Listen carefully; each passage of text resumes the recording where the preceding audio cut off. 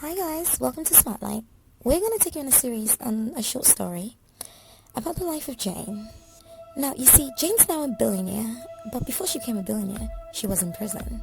And within 7 years of coming out of prison, she became a billionaire.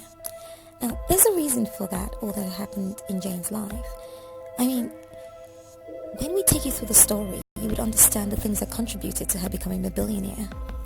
From her work ethics to her drive, to her ability to say no, and to her learning a lesson never to trust anyone in life. And most importantly, to always believe in herself. So, enjoy the short series on Jane. Well, it all began in the summer. What year? Well, we'll get back to that later. It all began when Jane met a man named Tim.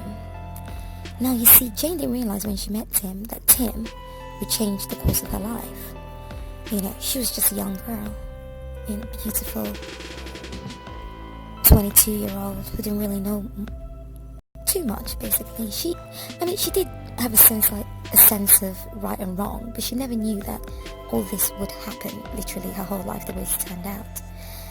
Now, Tim was a typical gorgeous man. I mean, he was in his late 30s, he was handsome, and, he knew all the right things to say, and how to sweep a young girl off her feet. I mean, why the guys Jane's age were, into other things, going to uni, working, college. Tim, on the other hand, had a very nice car, he drove a very nice Mercedes, he lived in a really posh apartment, and, that lifestyle, go clubbing, and he showed Jane a different life.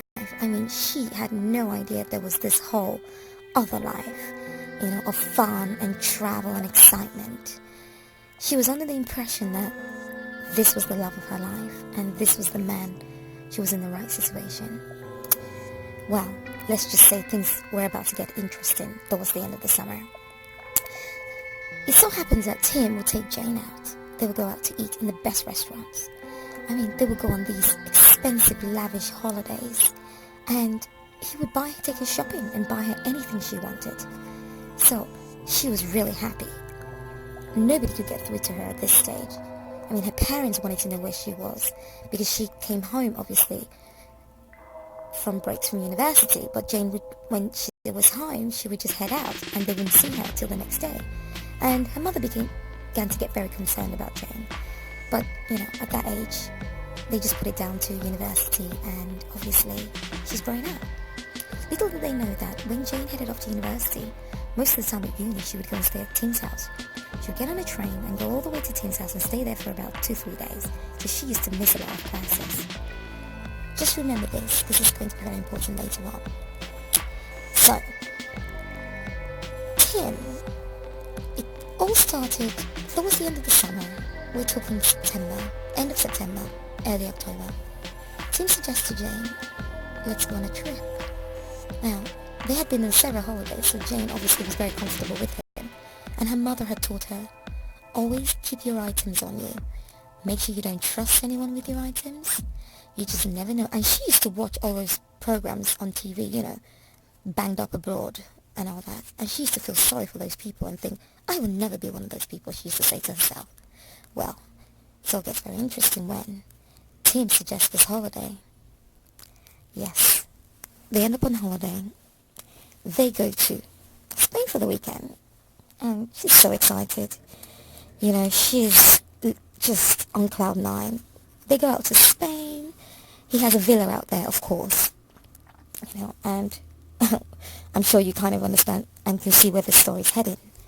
So, they stay out there for 2 days. Jane is treated by Tim, has the shopping and going out and all that. Well, they're heading back home now. They arrive at Heathrow Airport. Now, Jane's intuition should have kicked in right from before they left the hotel, because there were a few things that she's going to sit down later on in the story and think to herself, oh my goodness, that was off. Always follow your intuition. They arrive at Heathrow Airport.